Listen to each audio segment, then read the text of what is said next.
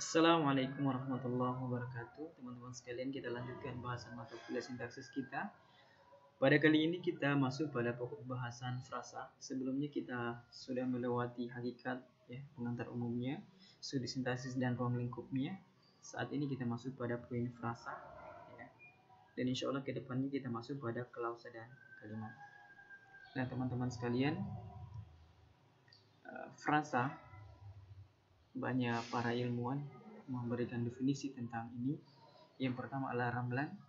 Beliau menyampaikan bahwa satuan gramatikal yang terdiri atas dua kata atau lebih yang tidak melampaui batas fungsi klausa. Jadi di situ ada penekanan bahwa dua atau lebih yang tidak melampaui batas fungsinya. Parera juga demikian, suatu konstruksi yang dapat dibentuk oleh dua kata atau lebih, baik dalam sebuah pola dasar kalimat ataupun tidak. Abdul Hayab juga begitu, frasa dibentuk dari gabungan dua kata atau lebih dan mengisi salah satu fungsi sintaksis. Artinya apa? Dia hanya bisa berada pada satu fungsi. Krida Laksana lebih terperinci lagi.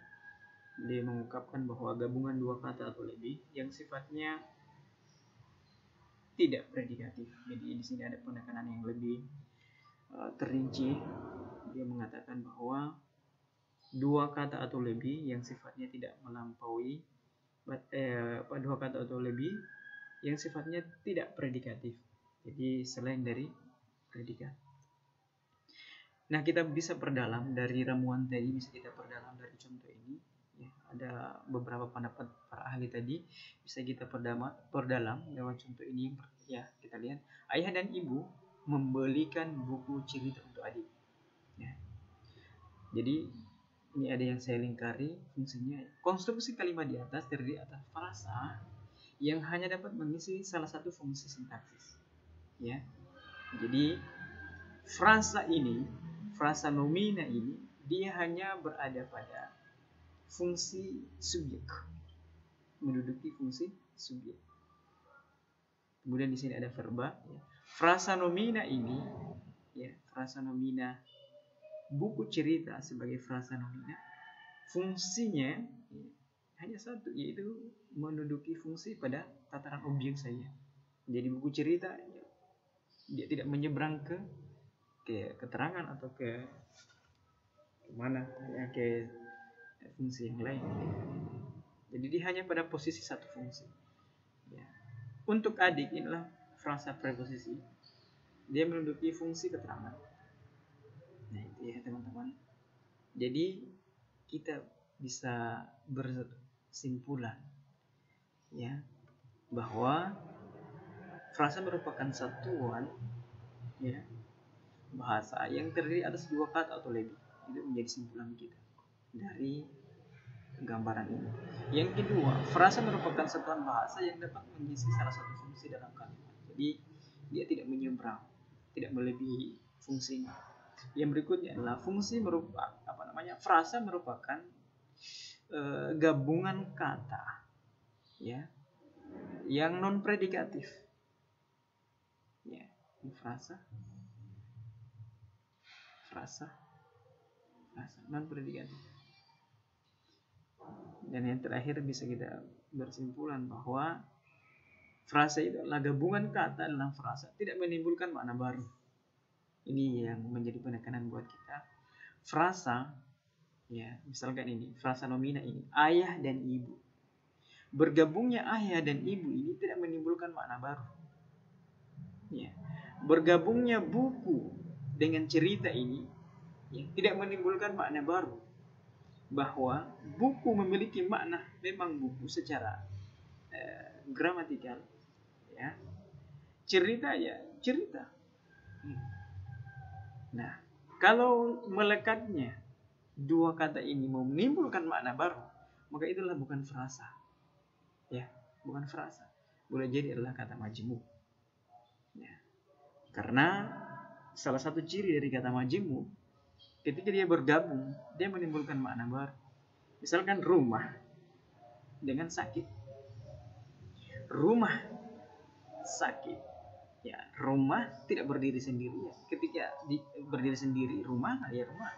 Sakit ya sakit. Ketika digabung, ini lain, menimbulkan makna baru.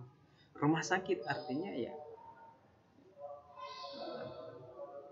satu tempat, satu lokasi yang di situ ada perkantoran, ada bangunan dan lain sebagainya yang melayani orang untuk berobat, katakan begitu ya, untuk konsultasi atau tempatnya orang-orang yang sakit, katakan. Itu ya, itu yang membedakannya dasar. Nah, teman-teman sekalian, coba kita langsung pada jenis frasa ya. Jenis frasa berdasarkan distribusinya dalam kalimat. Jadi teman-teman sekalian, tentu ya berdasarkan distribusi posisinya dalam kalimat, maka frasa itu dibagi dua. Yang pertama adalah frasa endosentris. Yang pertama adalah frasa endosentris, yang kedua adalah frasa eksosentris. Yang dimaksud dengan frasa endosentris adalah ini, satuan konstruksi frasa. Ya, frasa itu ya berdistribusi dan berfungsi sama dengan salah satu konstituen pembentuknya. Itu frasa endosentris. Kalau frasa eksosentris ya merupakan tidak berdistribusi sama dengan salah satu konstituen pembentuk. Ya. Bisa kita berikan contoh. Misalkan ya, ayah dan ibu sedang duduk di ruang tamu. Ayah dan ibu ini adalah frasa endosentris. Ya, ayah dan ibu, frasa endosentris. Coba kita lihat ya, ayah sedang duduk di ruang tamu. Artinya apa? Berterima kan? Secara makna gramatikalnya ada berterima kan? Secara gramatikal. Ayah duduk di ruang tamu. Jadi ya, tanpa hadirnya ibu itu masih bisa berterima.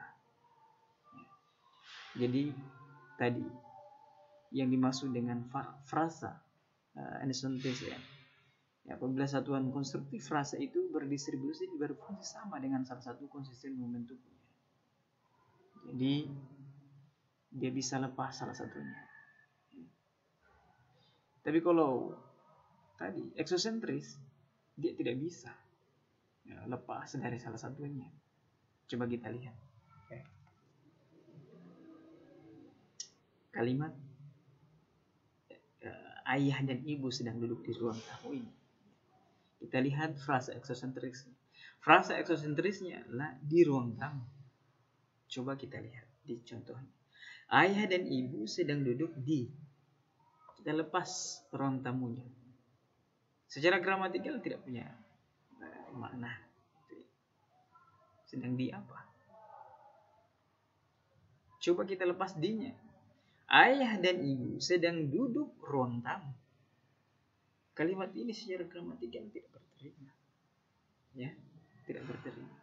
Makanya dikatakan frasa eksosentris itu ini tidak bisa dilepas salah satunya. Ya. Dengan kata lain, ya, konstituen ini ya.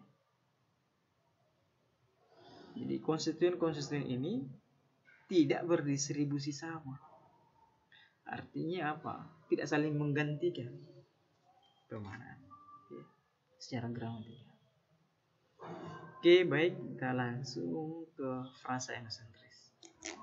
Jadi teman-teman sekalian, frasa endosentris itu dibagi